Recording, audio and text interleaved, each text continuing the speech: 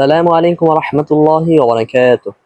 এশার বেশিকে প্রথম খণ্ড ক্লাস 12 তে আপনাদের সকলকে জানাই স্বাগতম। আজকের এই ক্লাসে আমরা এশার বেশিকি কিতাবের প্রথম খণ্ডের চতুর্থ পাঠের শেষে যে সমস্ত প্রশ্ন উত্তর রয়েছে তা নিয়ে আলোচনা করব ইনশাআল্লাহ। চলুন মূল আলোচনা শুরু করি। বিসমিল্লাহির রহমানির রহিম। সকলে স্ক্রিনের মধ্যে লক্ষ্য করুন, দেখবেন দেওয়া রয়েছে কাইফা হাযাল কিতাবু, অর্থ হলো এই বইটি কেমন। কাইফা অর্থ হলো কেমন, হাযাল কিতাবু অর্থ হলো এই বইটি।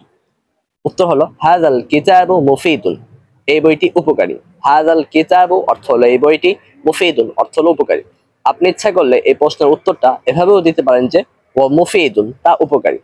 অর্থাৎ আপনি ইচ্ছা করলেন যে বিষয়টাকে নিয়ে প্রশ্ন করা হচ্ছে ওই বিষয়টাকে আপনার উত্তরের মধ্যে সরাসরি উল্লেখ করে উত্তর দিতে পারেন, আবার ইচ্ছা করলে ওই বিষয়টাকে না উল্লেখ করে জমিরের মাধ্যমে উত্তর দিতে পারেন।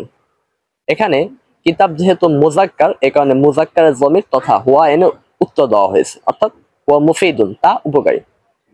এখানে আমাদের আরেকটা বিষয় বোঝার আছে, যদিও এই বিষয়টা আমরা বিগত ক্লাসে আলোচনা করেছি। বিষয়টা হলো এরকম যে হাজা হাজিহি অর্থ হলো ইহা এটি, যালিকা তিলকা অর্থ হলো উহা সেটি।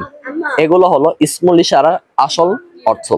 কিন্তু ইসমুল ইশারার পরে যখন আলিফ লাম যুক্ত শব্দ আসবে তখন ইসমুল ইশারা আর আসল অর্থ থাকবে না, তখন ইসমুল ইশারার যে আসল অর্থ রয়েছে সেগুলোর মধ্যে পরিবর্তন ঘটবে।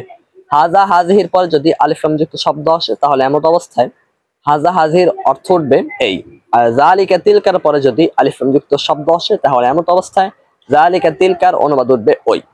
দেখুন এখানে কাইফা হাযাল কিতাবু, এই উদাহরণটির মধ্যে মানে এই প্রশ্নটির মধ্যে হাজা হলো ইসমুল ইশারা, এর আসল অর্থ ছিল ইহা এটি। কিন্তু হাজার পরে যখন আলিফ লাম যুক্ত শব্দ এসেছে তখন আমরা অনুবাদ উঠিয়েছি এরকম যে হাযাল কিতাবু অর্থ হলো এই বইটি, আর কাইফা অর্থ হলো কেমন। তাহলে পুরো বাক্যের অনুবাদ দাঁড়ালো এই বইটি কেমন।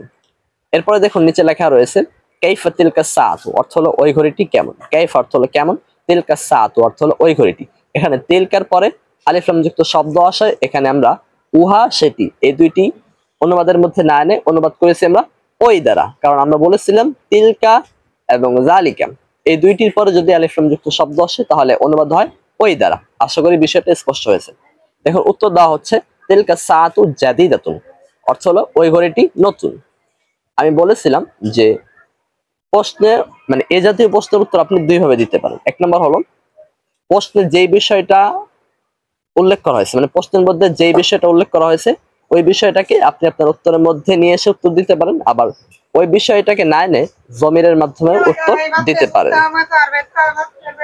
এখন আপনারা খেয়াল করুন, আমাদেরকে প্রশ্ন করা হয়েছিল কাইফা তিলকা সাআতু, অর্থাৎ ওই ঘড়িটি কেমন। আপনি ইচ্ছা করলে এভাবে উত্তর দিতে পারেন তিলকা সাআতু জাদিদাতুন, ওই ঘড়িটি নতুন। আবার ঘড়ি যেহেতু মুয়ান্নাস কাজে আপনি এভাবে উত্তর দিতে পারেন হিয়া জাদিদাতুন, তা নতুন। এখানে ঘড়ি যেহেতু মুয়ান্নাস তাই হিয়া এসেছে। আশা করি বিষয়টা স্পষ্ট হয়েছে।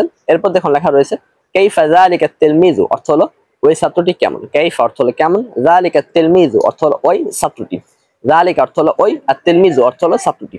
উত্তর যালিকা তিলমিজু যাকিয়ুন, ওই ছাত্রটি মেধাবী। যালিকা তিলমিজু অর্থ হলো ওই ছাত্রটি, যাকিয়ুন অর্থ হলো মেধাবী। এরপর দেখুন ব্র্যাকেটে লেখা রয়েছে ওয়া যাকিয়ুন, অর্থ হলো সে মেধাবী। অর্থাৎ দুই ভাবে উত্তর দেওয়া যাবে, এটা মুসান্নিফ আপনাদেরকে বোঝাচ্ছেন। একটা কথা মনে রাখবেন, কাইফা অর্থ হলো কেমন, আর যালিকা অর্থ হলো ওই, আর তিলমিজু অর্থ হলো ছাত্র। কিন্তু এখানে আপনি একটা বিষয় স্পষ্ট করে দিবেন, যদি আপনাকে ক্লাসে কখনো ভেঙে ভেঙে পড়া জিজ্ঞাসা করা হয়, যে যেমন বললো আচ্ছা বলো তো কাইফা তিলকাল বিন্তু বা কাইফা যালিকা তিলমিজু, এটাই আপনাকে জিজ্ঞাসা করলো, তখন আপনাকে যদি বলা হয় ভেঙে ভেঙে উত্তর দাও, তাহলে আপনি এভাবে ভেঙে ভেঙে উত্তর দিবেন। কাইফা অর্থ হলো কেমন, যালিকা অর্থ হলো ওই, আর তিলমিজু অর্থ হলো ছাত্রটি। তখন আপনাকে একটা কমন একটা প্রশ্ন করতে পারে, আচ্ছা জালিকা অর্থ এখানে ওই আসলো কেন। তখন আপনাকে বলতে হবে জালিকার পরে আলিফ লাম যুক্ত শব্দ আসলে জালিকার অর্থ দাঁড়ায় ওই, এই কারণে আমি এখানে বলেছি ওই। যদি আপনি এই কথাটা ভেঙে না বলেন তাহলে কিন্তু আপনার উত্তরটা সঠিক হবে না। এটা অনেক সময় ভর্তি পরীক্ষায় ধরতে পারে। আশা করি বিষয়টা স্পষ্ট হয়েছে। এরপর দেখুন লেখা রয়েছে কাইফা তিলকাল বিন্তু, অর্থ হলো ওই মেয়েটি কেমন। কাইফা অর্থ হলো কেমন, তিলকাল বিন্তু অর্থ হলো ওই মেয়েটি। উত্তর তিলকাল বিন্তু জাকিয়াতুন, অর্থ হলো ওই মেয়েটি মেধাবী। তিলকা অর্থ হলো তিলকাল বিন্তু অর্থ হলো ওই মেয়েটি জাকিয়াতুন অর্থ হলো মেধাবী।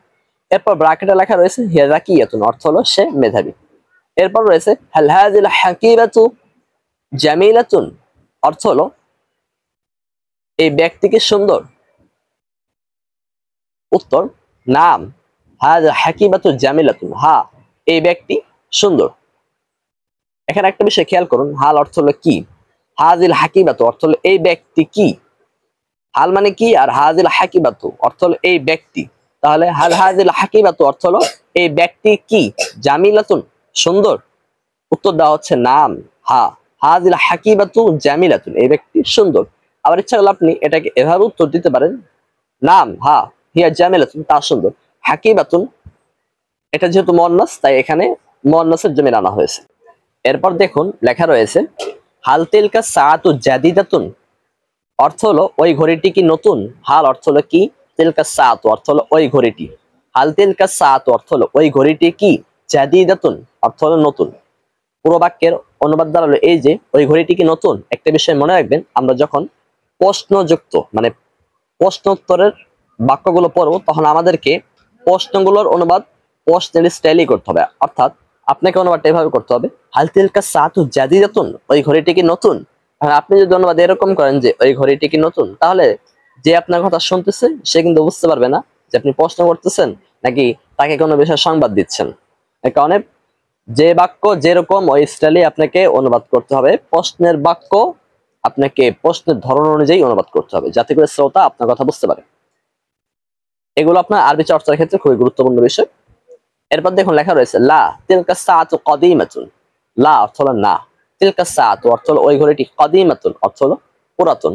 আপনি ইচ্ছা করলে এই বাক্যটার উত্তর এভাবেও দিতে পারেন, লা না বাল হিয়া কদিমাতুন, না বরং তা পুরনো। লা অর্থ হলো না, বাল অর্থ হলো বরং, হিয়া অর্থ হলো তা বা সেটি, কদিমাতুন অর্থ হলো পুরাতন বা প্রাচীন। একটা অনুবাদ করলেই হবে। তাহলে পুরো বাক্যের অনুবাদ দাঁড়ালো এরকম যে না বরং তা পুরাতন।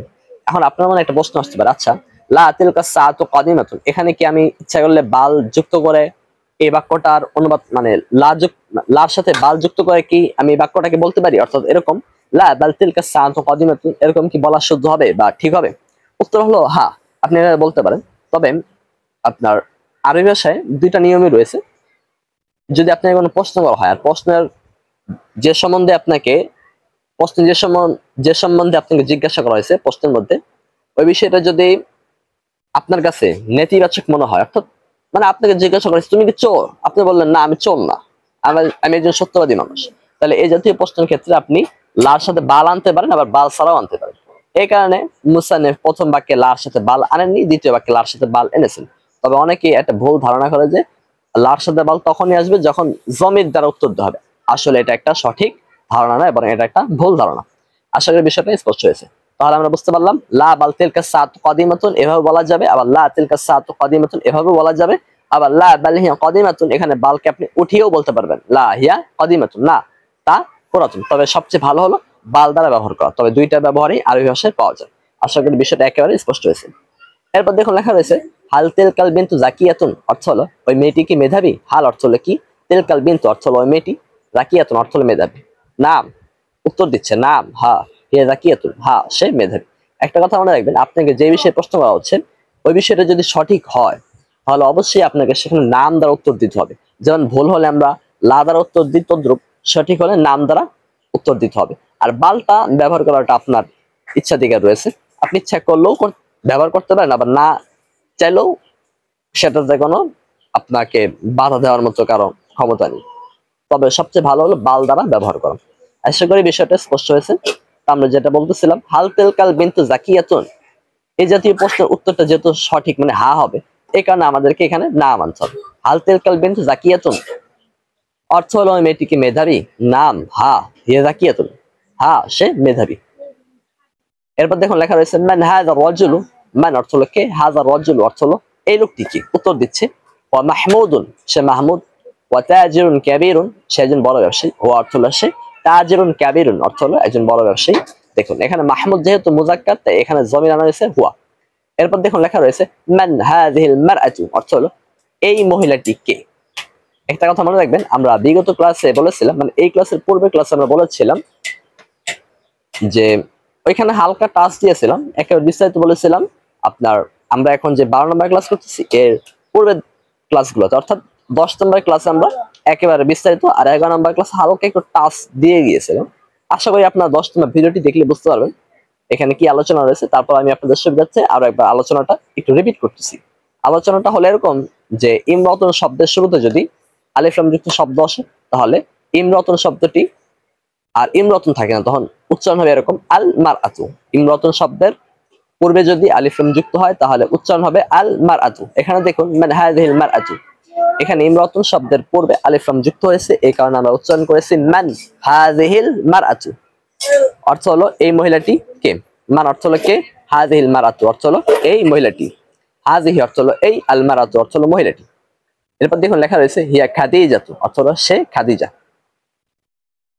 আর এরপরে নিচে দেখুন মানে সাইডে দেখুন লেখা রয়েছে হে ইমরাতুন ফাকিরাতুন, অর্থ হলো সে একজন দরিদ্র মহিলা। এই অর্থ হলো সে, ইমরাতুন অর্থ হলো একজন মহিলা, ফাকিরাতুন অর্থ হলো দরিদ্র। এখানে হিয়া দ্বারা উদ্দেশ্য হলো খাদিজা। আশা করি আজকে এই ক্লাসে আমরা যে সমস্ত বিষয় নিয়ে আলোচনা করেছি তা আপনারা বুঝতে পেরেছেন।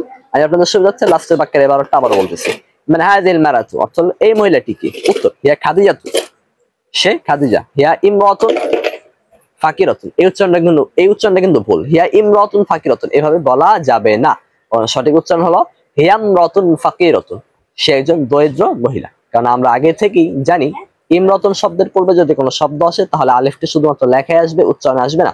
অর্থাৎ উচ্চারণ হবে এরকম হিয়াম রতুন ফাকিরাতুন, হিয়াম রাআতুন ফাকিরাতুন, হিয়াম রাআতুন ফাকিরাতুন। আবারও বলতেছি হিয়াম রাআতুন ফাকিরাতুন, অর্থ হলো সে একজন দরিদ্র মহিলা। আমরা এখানে অনেকে ভুল করে থাকি, হয়তো ভুলটা ইচ্ছাকৃত বা অনেকের আছে এটা অভ্যাস হয়ে গেছে, আমাদের এই ভুলটাকে পরিত্যাগ করতে হবে। আমরা অনেকে এরকম বলে থাকি হিয়াম রতন, মানে হামজাটা উচ্চারণ করতেছি না, এটা একটা ভুল।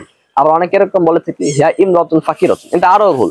এ কারণে সঠিক উচ্চারণ হলো, সঠিক উচ্চারণটা আমি বলতেছি একটু শুনুন মনোযোগ সহকারে। সঠিক উচ্চারণটা হলো হিয়াম রাআতুন ফাকিরাতুন, অর্থ হলো সে একজন দরিদ্র মহিলা। হিয়া অর্থ হলো সে, ইমরাতুন ফাকিরাতুন অর্থ হলো একজন দরিদ্র মহিলা। তাহলে আজকের এই যে নিচের বাক্যটার মধ্যে আমরা দুইটা নিয়ম জানতে পারলাম। একটা হলো ইমরাতুন শব্দের পূর্বে যদি আলিফ লাম আসে তাহলে উচ্চারণ হবে আল মারআতু, আর ইমরাতুন শব্দের শুরুতে যদি কোনো শব্দ আসে তাহলে আলিফটি শুধুমাত্র লেখায় আসবে, উচ্চারণ আসবে না, যেমন হিয়াম রাআতুন। আশা করি আজকে ক্লাসে আমরা যে সমস্ত বিষয় নিয়ে আলোচনা করেছি তা আপনারা বুঝতে পেরেছেন। এরপরে যদি কোথাও কোনো স্পষ্টতা থেকে যায় তাহলে অবশ্যই আপনারা ভিডিওতে মানে ভিডিওর যে কমেন্ট রয়েছে সেখানে আমাদেরকে অবগত করবেন। আমরা ইনশাআল্লাহ আপনাদের প্রশ্নের উত্তর দেওয়ার যথাসাধ্য চেষ্টা করব। আর ভিডিওটি কেমন হলো অবশ্যই কমেন্টে তা জানাতে ভুলবেন না। আজকের মতো বিদায় নিচ্ছি, সকালে ভালো থাকবেন। আসসালামু আলাইকুম ওয়া রাহমাতুল্লাহি ওয়া বারাকাতুহু।